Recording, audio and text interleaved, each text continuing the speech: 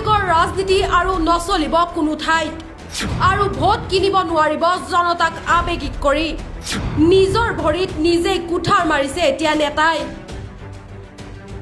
দেশজুৰি তীব্ৰ চাঞ্চল্যৰ সৃষ্টি কৰা অযোধ্যাৰ ৰাম মন্দিৰৰ দান বৰঙণি আত্মহতৰ অভিযোগে নতুন দিশ মুকলি কৰিছে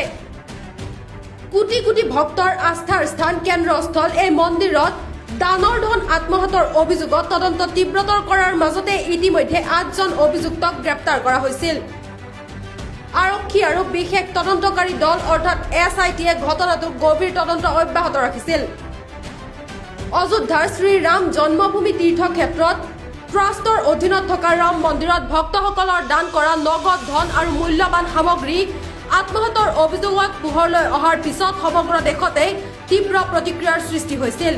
তদন্তকাৰী সংস্থাৰ তথ্য অনুসৰি দান গহনা আৰু বেংকত জমা দিয়াৰ প্ৰতিক্ৰিয়াৰ সৈতে জড়িত কেইবাজনো ব্যক্তিৰ বিৰুদ্ধে অনিয়মৰ অভিযোগ উত্থাপন হৈছিল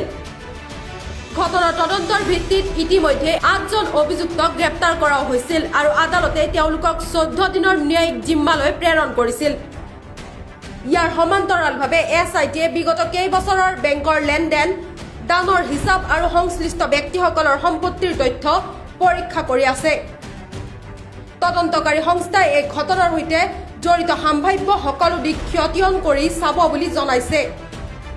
ইফালে এই ঘটনাক কেন্দ্ৰ কৰি ৰাজনৈতিক মহলেও উত্তপ্ত হৈ উঠিছে বিৰোধী দলসমূহে স্বচ্ছ আৰু নিৰপেক্ষ তদন্তৰ দাবী জনোৱাৰ লগতে দোষীক কঠোৰ শাস্তি দিয়াৰ আহ্বান জনাইছে আনহাতে উত্তৰ প্ৰদেশ চৰকাৰে তদন্তত কোনো ধৰণৰ হস্তক্ষেপ নকৰাকৈ দোষী প্ৰমাণিত হোৱা যিকোনো ব্যক্তিৰ বিৰুদ্ধে কঠোৰ ব্যৱস্থা লোৱা হ'ব বুলি স্পষ্ট কৰিছে এতিয়া দেশৰ কোটি কোটি ভক্তৰ বিশ্বাসৰ সৈতে জড়িত এই সংবেদনশীল ঘটনাৰ তদন্ত এতিয়া নিৰ্ণায়ক পৰ্যায়ত উপনীত হৈছে তদন্ত সম্পূৰ্ণ হোৱাৰ পিছতহে আত্মহতৰ সম্পূৰ্ণ পৰিমাণ জড়িত ব্যক্তিৰ সংখ্যা আৰু সমগ্ৰ ঘটনাৰ প্ৰকৃত ছবিখন স্পষ্ট হ'ব ইয়াৰ লগে লগে একাংশই প্ৰশ্ন কৰিছে এই বৃহৎ ঘটনাৰ পাছত কি প্ৰতিক্ৰিয়া প্ৰকাশ কৰিব এতিয়া শাসিত দল আৰু আৰএছএছৰ নেতাসকলে